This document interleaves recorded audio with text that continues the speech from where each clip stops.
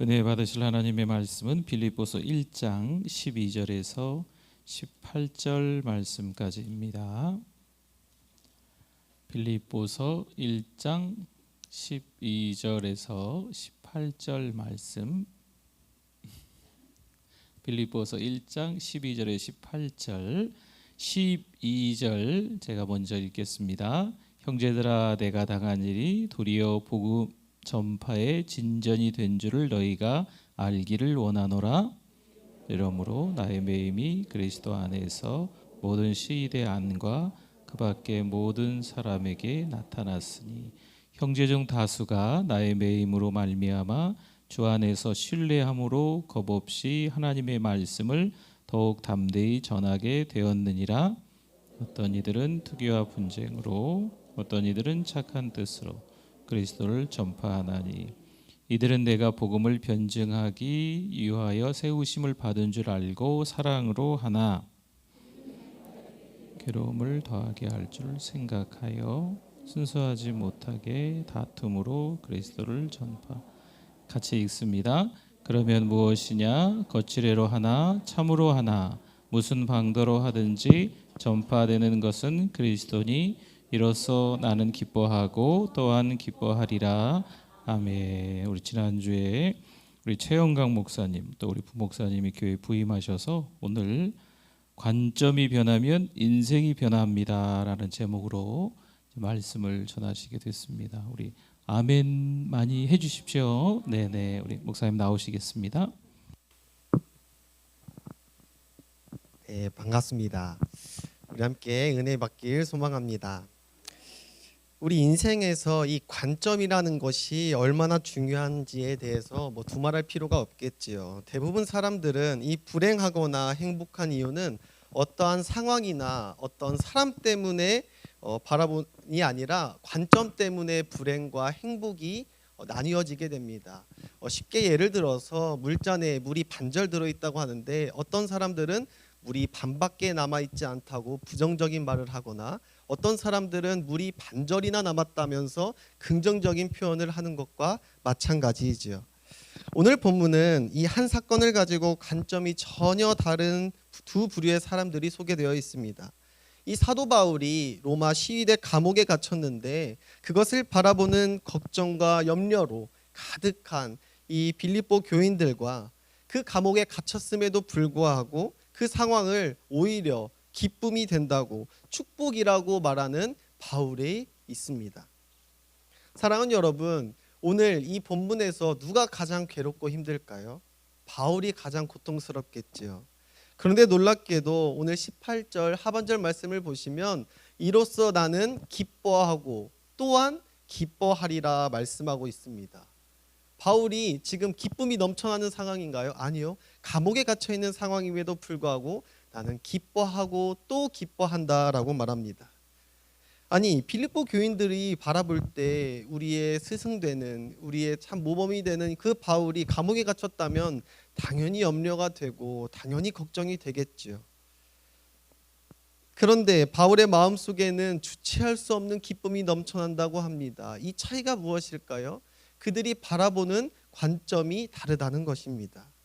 저와 여러분이 우리의 인생을 바라볼 때에 이렇게 바울의 관점에서 나의 인생을 되돌아본다면 나의 인생에도 바울과 같이 기쁨이 넘쳐나게 될 줄 믿습니다. 그렇다면 우리가 어떻게 이렇게 바울과 같은 관점으로 나의 인생을 바라볼 수가 있을까요?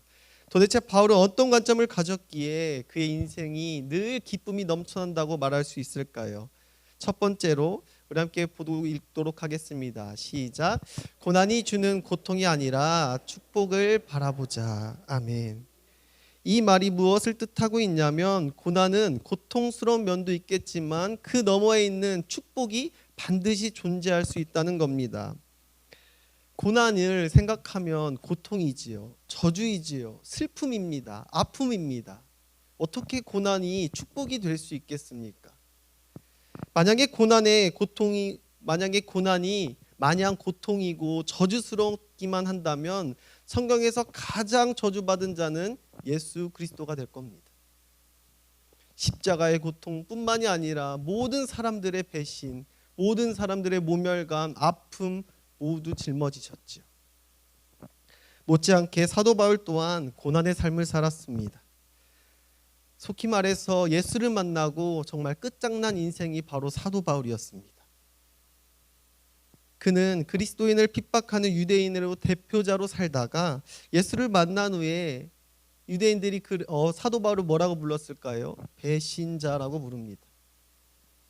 예수를 만나고 믿음의 공동체로 나아갔는데 믿음의 공동체가 사랑으로 반겨주면 참 좋을 텐데 그들에게 한 일들이 있었기에 그들은 이 바울을 철저하게 왕따시킵니다.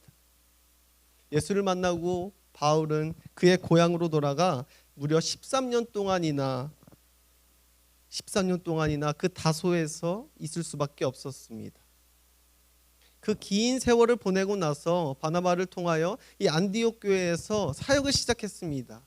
그러면 참으로 승승장구하고 기쁨이 넘쳐야 하는데 그럼에도 불구하고 잠시 거기서 사역하다가 또 선교사의 역할을 감당하기 시작하죠. 선교사의 생활을 잘 알고 계시지 않습니까? 극심한 가난과 고통과 아픔이 가득했던 바울의 삶이었습니다. 오늘 본문의 바울은 말년입니다. 이제 말년에 정말 예수님만을 증거하면서 살았던 바울이라면 조금 좀 편하게, 조금 마음을 편안하게 살 수도 있을 터인데 그는 감옥에 있습니다. 그냥 감옥도 아니고요. 로마의 시위대 감옥이라고 한다면 사형수나 다름없습니다. 그런 상황 속에서 바울이 기쁨이 넘치난다고 말하고 있는 것입니다. 바울처럼 그 누가 봐도 예수를 만나고 끝장난 인생이 없을 건데 그런 바울은 정작 본인은 기쁨이 넘친다고 말하는 것이죠. 왜 그럴까요? 바울은 관점이 다르기 때문입니다. 우리 12절 말씀 함께 봅니다. 형제들아 내가 당한 일이 도리어 복음 전파의 진전이 된 줄 너희가 알기를 원하노라. 아멘. 내가 당한 일, 내 아픔이 복음 전파의 진전이 되었다고 고백합니다. 내가 당한 일 때문에 오히려 복음이 더 왕성하게 전파된 것이 바울에게는 기쁨이 되었다는 겁니다. 지금 감옥에 갇힌 그 현실을 바라보는 것이 아니라 그 너머로 일하시는 하나님의 일하심을 바라보고 있는 것이죠. 사실 인생은 고난 그 자체입니다. 오늘 여기 모인 모두가 삶 가운데 고난이 있겠죠.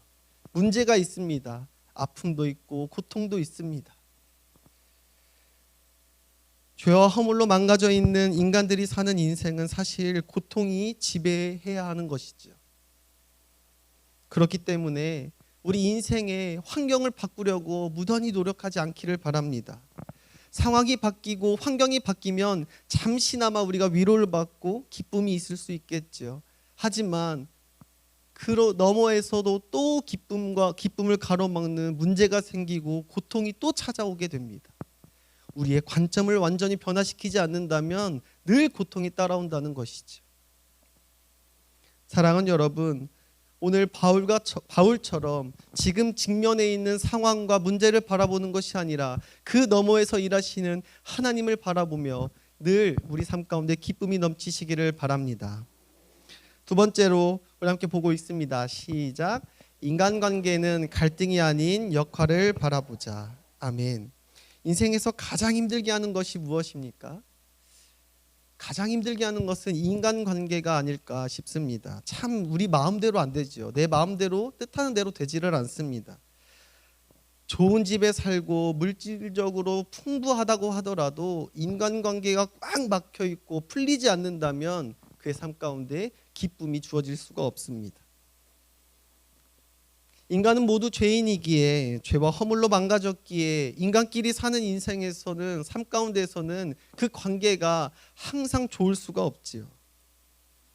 인문학에서 보니까요, 이 서로 사랑할 때 자꾸 상처를 받는 이유를 무엇이라고 말하냐면 이 사랑이 변하지 않는다고 생각하고 있기 때문에 저 사람이 나를 사랑하는 것이 예전보다 변했어.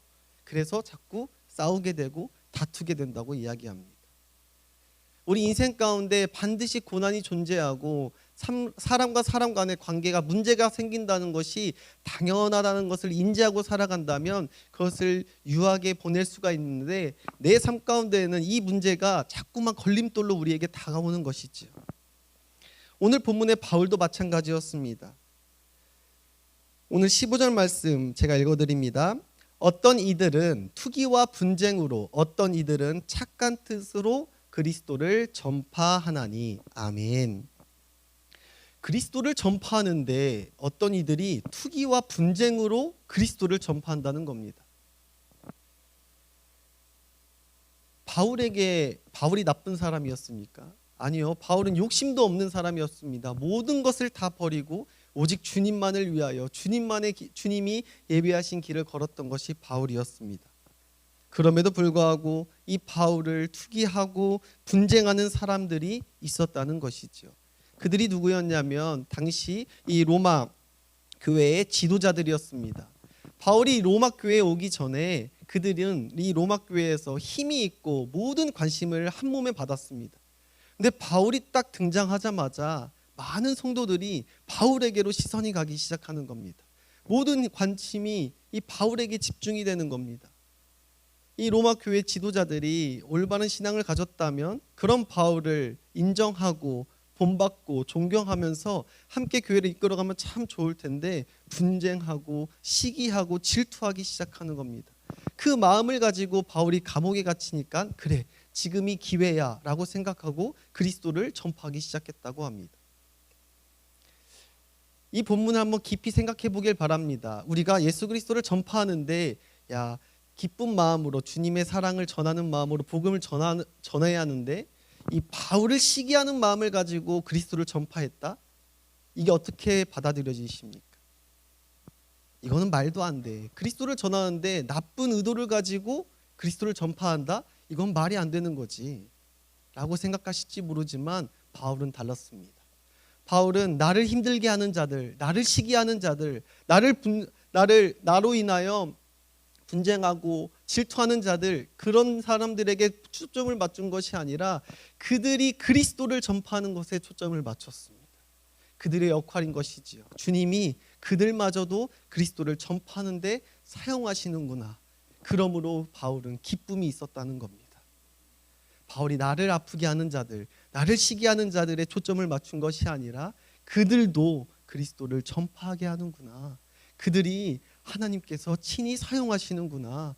그로 하여금 내가 이 일을 겪음으로 말미암아 모든 자들이, 아니 더 많은 자들이 그리스도를 전파하게 하시는구나. 그것이 바울에게 기쁨이 되었다는 겁니다. 바울은 오직 그리스도 전파밖에 머리에 있지 않았습니다. 복음 전파만이 그의 마음 가운데 참된 기쁨이었기에 오로지 초점이 복음 전파에 초점이 맞춰져 있었다는 것이죠. 사랑하는 여러분, 그리스도께서 그들을 사용하시는 역할을 바라봤던 것처럼 저와 여러분들도 사람을 바라보지 않기를 바랍니다. 사람에게 집중하지 아니하고 그 사람에게도 역할이 있음을 깨닫고 그 사람을 통하여 나를 연단시키시고 나의 믿음을 더욱더 강건케 하시고 더욱더 주님께로 나아갈 수 있도록 나를 훈련시키는구나 믿으시며 더욱더 그 역할에 집중하는 저와 여러분 되기를 바랍니다. 우리 마지막으로 우리 세 번째 말씀 함께 읽도록 하겠습니다. 세 번째 읽습니다. 시작. 내 안에 자아가 아닌 주님을 바라보아야 합니다. 아멘. 참 첫 번째 두 번째 좋지요. 고난이 축복으로 우리가 바라보아야 한다. 사람의 관계를 볼 때 갈등을 바라보는 것이 아니라 역할을 바라본다. 좋습니다. 그런데 그게 잘 되지를 않습니다. 내 마음대로 되지를 않지요. 관점을 바꾸는 것이 너무나도 어렵습니다. 아무리 좋게 보려고 해도 오늘 이렇게 설교를 듣고 고난을 축복으로 받아들여야지, 내가 인간관계, 내가 그 갈등을 보지 않고 역할을 바라보며 축복해야지 말은 하지만 막상 돌아가면서 한마디 들으면 바로 공격하게 됩니다. 마음처럼 쉽지가 않습니다. 나에게 고난이 찾아오면 왜 나에게 이런 고난을 주시지? 왜 나에게만 이런 아픔을 주시지? 왜 항상 나에게만 이 고통과 고난이 해결되지 않지? 마음에 불안감과 아픔이 찾아옵니다. 인간관계도 마찬가지지요. 몇 번은 참을 수 있습니다. 참고 참다 보면 그 사람이 변화되지 않는 것을 보면서 이제 외면하기 시작합니다. 피하죠. 관점을 바꾼다는 것은 정말 너무나도 어렵습니다. 근데 바울은 어떻게 이렇게 관점을 바꾸며 늘 삶 가운데 기쁨이 넘쳤을까요? 우리 갈라디아서 2장 20절 말씀 이렇게 봅니다. 시작. 내가 그리스도와 함께 십자가에 못 박혔나니 그런즉 이제는 내가 사는 것이 아니요 오직 내 안에 그리스도께서 사시는 것이라. 이제 내가 육체 가운데 사는 것은 나를 사랑하사 나를 위하여 자기 자신을 버리신 하나님의 아들을 믿는 믿음 안에서 사는 것이라. 아멘. 내가 어떤 상황과 사람으로부터 어려움을 만나게 될 때에 내 옛자를 벗어버리고 내 옛자를, 내 생각과 내 경험과 내 모든 자아를 십자가에 못 박아버리고 오직 예수님만을 바라볼 때에, 내 안에 계신 이 그리스도만을 바라보고 살아갈 때에 우리의 관점이 변화될 수 있다고 바울은 말하는 것입니다. 우리는 옛사람과 새사람이 내 안에 함께 동거합니다. 그리스도를 믿음으로 말미암아 거듭난 사람은, 새 사람은 오직 그리스도만을 바라보며 살아가야 할 줄 믿습니다. 옛사람과 대화에서는 결코 변화될 수가 없습니다. 옛사람의 생각에 머물러서는 나의 관점은 결코 변화될 수가 없습니다. 옛사람의 소리를 들으면 사람과의 관계가 나아질 수가 없습니다. 우리는 상황 때문에, 사람 때문에 힘든 것이 아니라 관점이 바뀌지 않아서 힘이 듭니다. 우리 옛자가 죽지 않았기 때문이죠. 견딜 수 없는 고통, 도저히 이해할 수 없는 그 사람들, 우리가 이해할 수 있는 것은 오직 그리스도의 능력임을 믿습니다. 사랑하는 성도 여러분, 지금도 내 안에 이해되지 않는, 해결되지 않는 문제들이 있을 수 있습니다. 도무지 용서가 되지 않는 인간, 죄송합니다. 도무지 용서가 되지 않는 사람 있을 수 있지요. 이 생각만 하면, 그 사람만 생각하면, 그 문제만 생각하면 아직도 골치가 아프고 마음이 먹먹하고 답답해질 수 있습니다. 기쁨이라고는 찾아볼 수가 없겠지요. 교회 오면 기뻐야 하는데 그 문제들 때문에 기쁨이 메말랐습니다. 사랑하는 여러분, 인생은 다 고통입니다. 누구에게나 고통은 존재합니다. 성경에서도 바울도 그랬고요, 예수님도 그러셨습니다.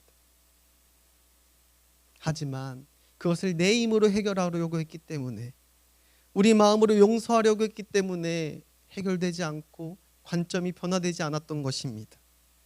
우리 안에 계시는 예수님과 이야기하지 않고, 예수님께 묻지 않고, 예수님의 시선으로 바라보지 않았기 때문에 나의 삶이 변화되지 않았다는 것입니다. 믿는 자임에도 고난이 축복으로 받아들여지지 않습니까? 그리스도가 내 안에 계시는데요, 저 사람이 아직도 왼수 같나요? 내 안에 그리스도가 계시는데요. 참된 그리스도인의 축복은 내 안에 그리스도가 계시다는 겁니다. 그리스도만이 모든 축복의 통로가 될 줄 믿습니다. 그리스도를 바라볼 때에 고난이 축복이 될 줄 믿습니다. 주님을 바라볼 때에 사람과의 관계가 갈등만을 바라보는 것이 아니라 그 역할을 바라보며 기쁨이 넘쳐날 줄 믿습니다. 그리스도인의 가장 큰 축복이 뭐라고요? 내 안에 그리스도가 계시다는 겁니다. 모든 축복의 통로인 그리스도가 내 안에 계시다는 겁니다. 그분의 말씀하십니다. 나를 바라보라고. 오늘도 여러분에게 말씀하십니다. 나를 바라보고 나를 따르라고 말씀합니다. 오직 주님만을 바라보며 나의 삶에 늘 기쁨이 넘치기를 소망하고 바랍니다. 우리 말씀 기억하면서 기도하도록 하겠습니다. 하나님 아버지, 감사합니다. 오늘 주님의 말씀을 듣고 깨닫고 결단하며 변화되어지게 하여 주시옵소서. 관점이 변화되기 원합니다. 나의 옛사람을 십자가에 못 박게 하시고 오직 주님만을 바라보며 고난이 고통이 아닌 축복을 보게 하시고 갈등이 아닌 역할을 바라보며 바울과 같이 내 삶에 주님이 주시는 한없는 기쁨이 넘쳐나는 사랑하는 우리 교회 모든 성도들 되게 하여 주시옵소서. 감사드리며 모든 축복의 통로 되신 예수 그리스도의 이름으로 기도드립니다. 아멘.